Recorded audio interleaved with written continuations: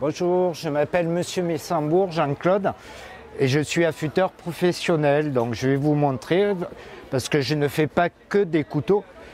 Là, il y a un client qui vient de m'amener un sécateur et je vais vous montrer comment on fait pour pouvoir l'affûter.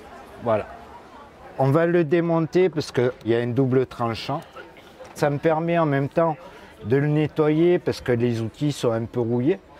Et puis de faire l'affûtage, et quand je vais le remonter, en même temps, je vais le graisser pour faire une sorte de petit entretien au niveau de l'outil. J'étais bijoutier de métier, j'ai fait ça pendant plus de 20 ans. Par rapport à un changement de vie, j'ai pu faire ça parce que j'ai rencontré quelqu'un qui était là-dedans et qui m'a appris en fait. Donc là j'ai une frotte avec une pâte abrasive très fine que je mets dessus. Ça c'est pour le côté nettoyage.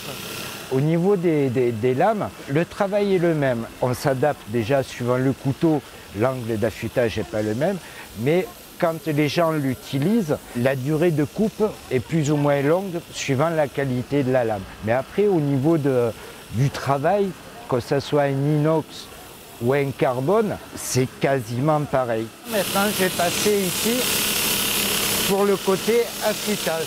Au niveau des couteaux, j'ai un backstand qu'on appelle, donc c'est un outil spécial coutellerie avec des bandes, avec différents grains suivant le travail que j'ai à faire, qui sont spécifiques à la coutellerie. Là, les étincelles qu'on voit, parce que c'est un acier carbone, un acier inox, c'est pas d'étincelles comme ça. Je sais pas si vous le voyez, il y a le côté morphine, donc c'est la bavure, ça veut dire que le tranchant est fini.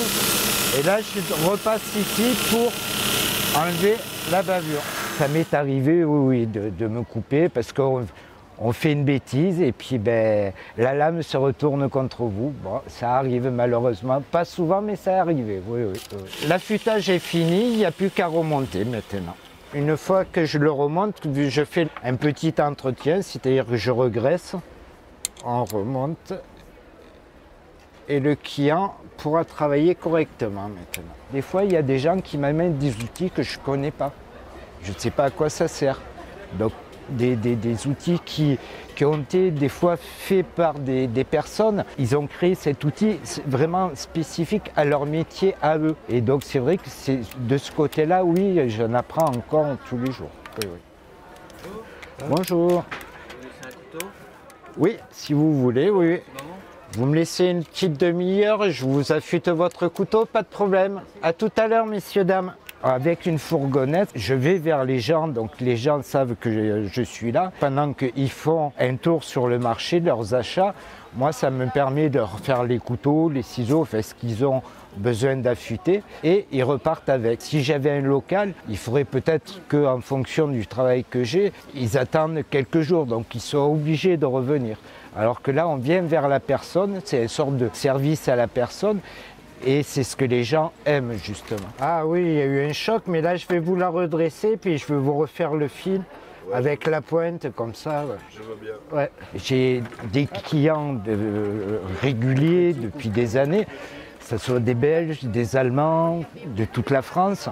Ils viennent en villégiature, en vacances, ils savent que je suis là, ils mettent leurs outils, leurs couteaux dans la voiture pour me les amener. Parce que chez eux, dans différents pays autour de la France, même là-bas, il y en a très peu et ils n'en trouvent pas. Donc là, je vais refaire la pointe puisqu'elle a eu un choc, elle a dû tomber ou être cassée. Le conseil que je peux donner quand on fait de la cuisine, évitez de couper dans des plats, dans la céramique, parce que c'est très agressif. Ça émousse rapidement le tranchant. Il faut couper sur une planche, quelque chose qui soit quand même assez tendre, quoi. Après, voilà, il faut éviter de couper les os, de trop forcer, de ne pas faire tout et n'importe quoi avec.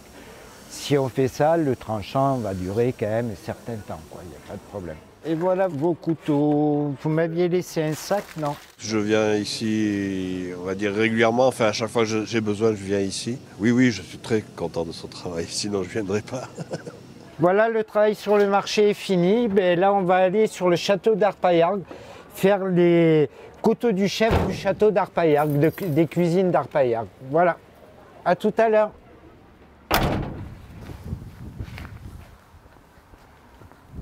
Bonjour Jean-Claude. Bonjour. Comment ça va? Ça va et toi? Très bien. Allez. Je t'apporte un peu du travail. On a besoin.